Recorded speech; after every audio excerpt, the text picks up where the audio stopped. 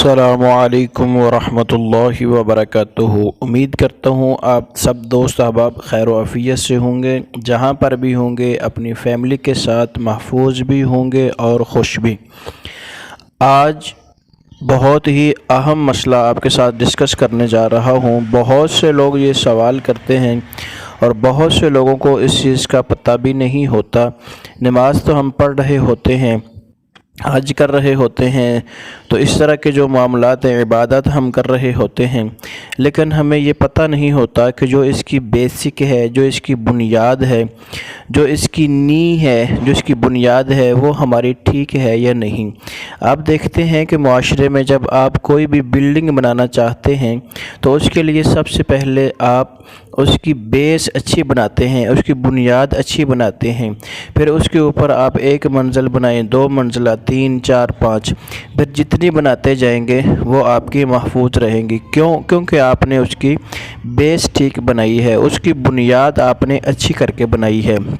اسی طرح جو عبادت ہوتی ہے، اس کی وضو اس کی بیس ہوتی ہے، اور غسل اس کی بیس ہوتی ہے، اس کی بنیاد ہوتی ہے، اس کی اصل ہوتی ہے، اس کی جڑ ہوتی ہے۔ اگر ہمارے وضو میں ہی کمی رہ گئی، ہمارے غسل میں ہی کمی رہ گئی، تو یہ ہمیں طہارت مکمل نہیں ہو سکے گی۔ جب ہماری طہارت مکمل نہیں ہوگی، ہمارا وضو نہیں ہوگا، تو ہماری نماز نہیں ہوگی۔ ہماری نماز نہیں ہوگی تو ہماری عبادت ناقص رہے گی، کامل نہیں ہوگی۔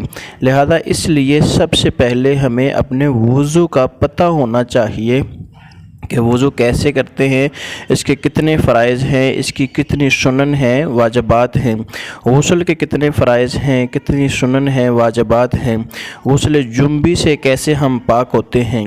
تو آئیے حضرات سے وقار، سب سے پہلے میں آپ کو وضو کے بارے میں بتانا چاہتا ہوں۔ اگر آپ قرآن سے دیکھنا چاہتے ہیں تو پارہ نمبر 6 میں آپ جائیں، اور 5 میں بھی ہے، یا ایھا الذین آمنوا، اے ایمان والو، اذا قمتم الی الصلاۃ فاغسلوا وجوہکم، جب آپ نماز کے لیے کھڑے ہوں تو اس آیت میں پوری یہ سارا وضو کے متعلق بتایا گیا ہے۔ اسی آیت میں تیمم کے متعلق بھی بتایا گیا ہے۔ قرآن پڑھیں گے تو وہاں سے آپ کو پتہ چل جائے گا، لیکن میں آپ کو وضو کے یہاں پہ فرائض بتا دیتا ہوں تاکہ ویڈیو زیادہ لمبی نہ ہو جائے۔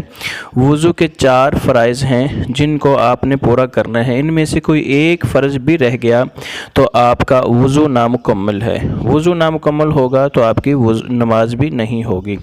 لہذا سب سے پہلے وضو جو آپ نے کرنا ہے، وضو کے سب سے پہلا فرض یہ ہے کہ آپ نے جہاں پہ سر کے بال شروع ہو رہے ہیں وہاں سے لے کے اپنی ٹھوڈی کے نیچے تک، داڑھی کے نیچے تک، اور ایک کان کی لو سے لے کے دوسرے کان تک، یعنی ایسے سمجھ لیں کہ ایک کان سے لے کے دوسرے کان تک یہ آپ نے مکمل چہرہ دھونا ہے۔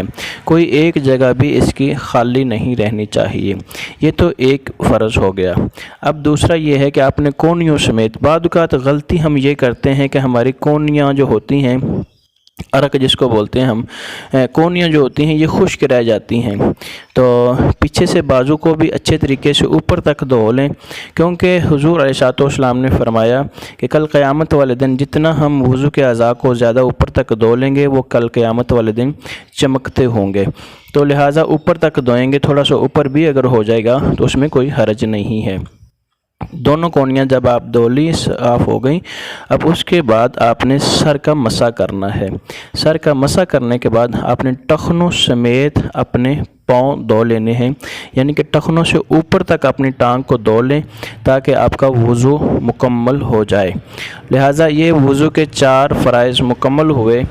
اب آتے ہیں غسل کی طرف۔ غسل کی کئی اقسام ہیں، ٹھیک ہے۔ بعض اوقات انسان کو گرمی فیل ہو رہی ہوتی ہے تو انسان اب ٹھنڈک حاصل کرنے کے لیے، سکون حاصل کرنے کے لیے غسل کرتا ہے، اور بعض اوقات انسان جنبی ہوتا ہے، مباشرت سے فارغ ہوتا ہے، تو اس کے بعد اس کو غسل کرنا ہوتا ہے۔ تو اس غسل سے ہم کیسے پاک ہوتے ہیں، اس کے میں فرائض بتا دیتا ہوں۔ باقی یہ چیزیں جو کیسے پاک ہوتے ہیں آپ میری ویڈیو کو دیکھتے رہا کریں، انشاءاللہ آپ کو بہت زیادہ فائدہ ہوگا۔